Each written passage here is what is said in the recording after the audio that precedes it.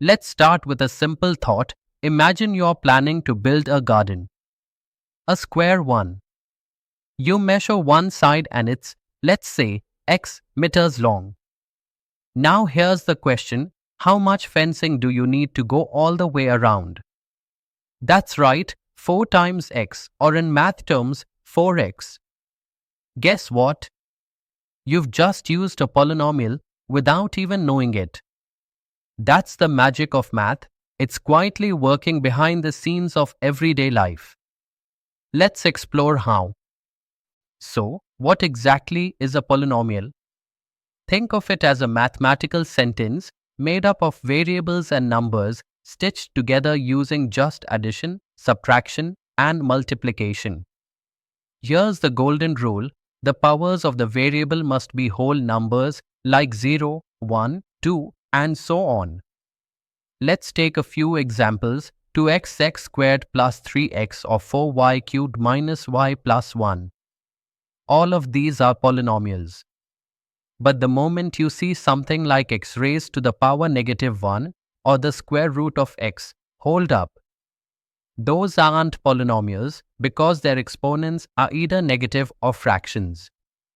Simple rule: whole number powers only. Let's break a polynomial down into its parts like pieces of a puzzle. Take this expression, x squared plus 2x plus 3.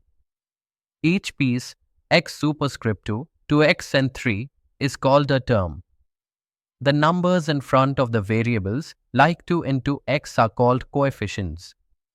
And in x superscript 2, the exponent 2 tells us something special. It's the degree of that term. So what's the degree of the entire polynomial? Easy. It's the highest power of the variable here, that's 2. In short, terms are the building blocks, coefficients are the weights, and the degree tells you how steep the curve might go. Now that you know what a polynomial is, let's see how we categorize them, and yes, it's actually fun. First, based on the number of terms, a monomial has just one term. Like 5x superscript 3. A binomial has 2 terms. Say, x superscript 2 minus 1. And a trinomial? You guessed it, 3 terms. Like x superscript 2 plus 2x plus 1. Next, based on the highest power or degree, if the degree is 1, it's a linear polynomial. Degree 2? That's quadratic. Degree 3? Call it cubic. So if I say 2x plus 3, what kind is that? Right, a linear binomial.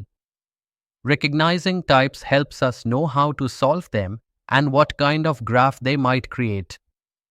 Let's apply what we've learned with an example straight from the NCERT book. Consider the polynomial p kiss smiley is equal to x cubed plus 4x squared plus 7x. To first, how many terms do you see? Count with me, 1, 2, 3, 4. So this is a 4-term polynomial. Now let's talk coefficients. For x cubed, the coefficient is negative 1. For 4x squared, it's 4. For 7x, it's 7. And the constant term 2? That's a coefficient 2 of x raised to the power 0.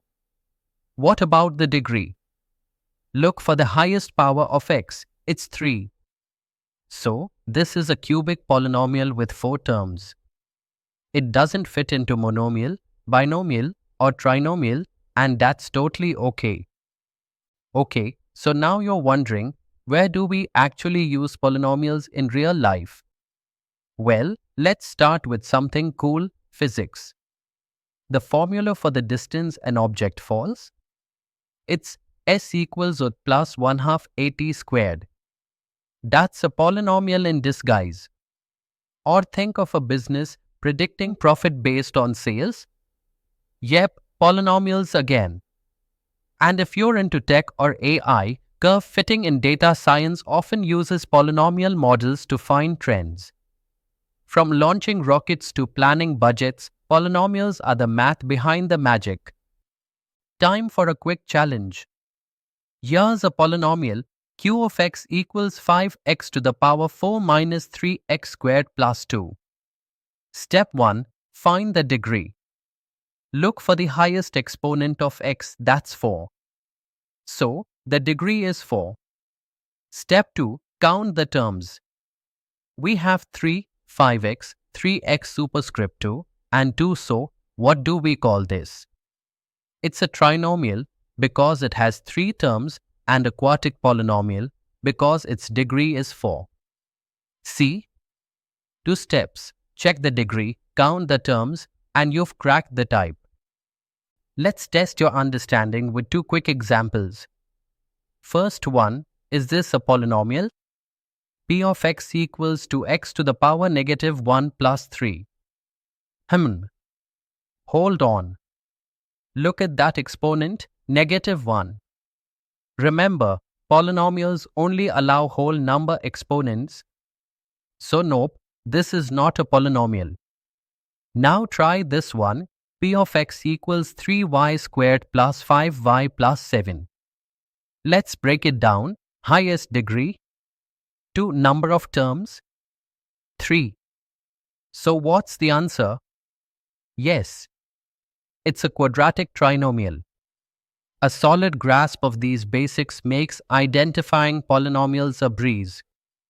So here's the big idea. Polynomials are more than just algebra. They're structured, predictable, and power every equation from simple fences to rocket science. Know your terms, spot the degrees, and classify them like a pro. You've just built a strong foundation. Up next, we'll explore something even cooler, how to find the zeros of a polynomial. Ready to solve?